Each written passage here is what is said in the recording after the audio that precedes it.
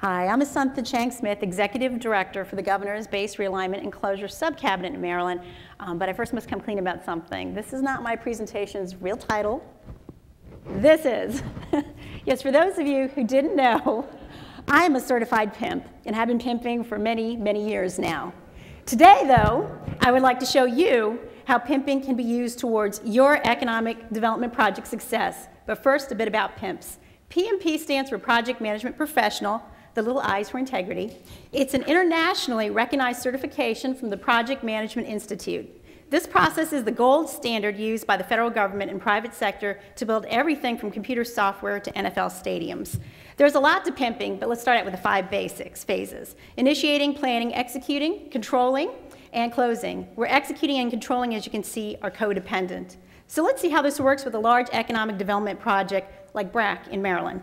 So here for the basics. Maryland will be experiencing the largest single economic growth spurt since World War II.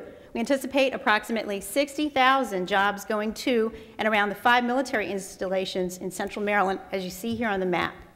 Thanks to the Baltimore pimps who let me borrow their slides. There's actually so many in Baltimore, they started their own chapter. We first initiate, which means we need a charter that, among other things, helps us to define the scope and the boundaries of the project and allows us to identify our stakeholders. For BRAC in Maryland, we did this through legislation by creating a BRAC subcabinet that is chaired by our Lieutenant Governor and includes the work of 10 state agencies, everything from education to transportation.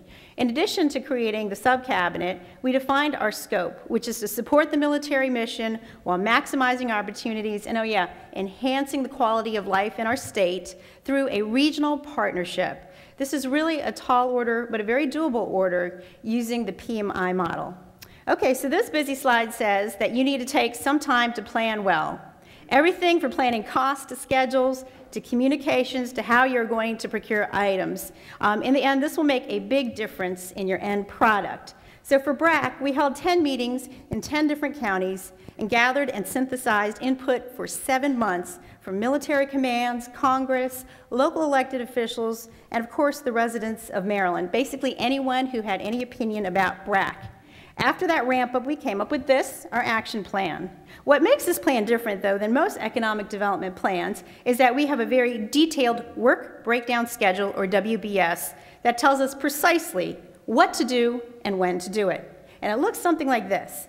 It's a matrices of each action item and sub-item and the order in which it needs to be completed. There's actually a total of 353 action items for our state's BRAC action plan.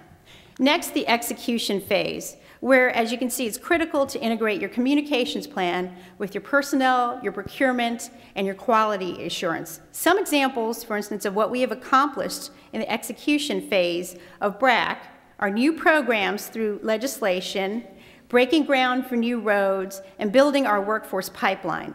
Some of our programs even have been held up as BRAC best practices in the nation. Our execution phase actually ends later on this year. The control phase is your quality assurance and needs to be done as soon as you start executing your plan. Control over the project allows you to identify holdups, also unanticipated gaps, that you can then address while you are still putting your project together. The BRAC subcabinet created a tool, as you can see here, called BRAC Stats to control our project. We track everything from water sewer construction schedules and costs to the number of BRAC workers coming to our state by county each and every month. The final stage is the closing process, and it's kind of self-explanatory. You type any loose ends, including procurement, and look at lessons learned and best practices for future use or for another iteration of your project. They do that quite a bit with computer software. In Maryland, the BRAC recommendations are to be concluded by September 15th by federal law, and the BRAC subcabinet will sunset by state law at the end of this year as well. So, what are some of the state-changing results we have achieved? Take a look at some of the massive new employers we now have because of BRAC. We will have new military missions around the state, including the Cyber Command, that will bring a robust, growing, cutting-edge industry to Maryland. Some in the field are even already calling us the Silicon Valley of the East Coast. But most importantly, though, we are going to improve the care for our brave men and women in uniform and providing them the best of American innovation as they do their jobs to keep our country safe and free.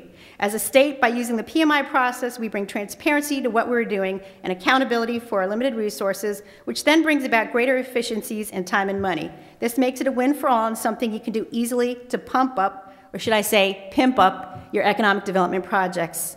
Thank you very much. I'm here all night if you have any questions.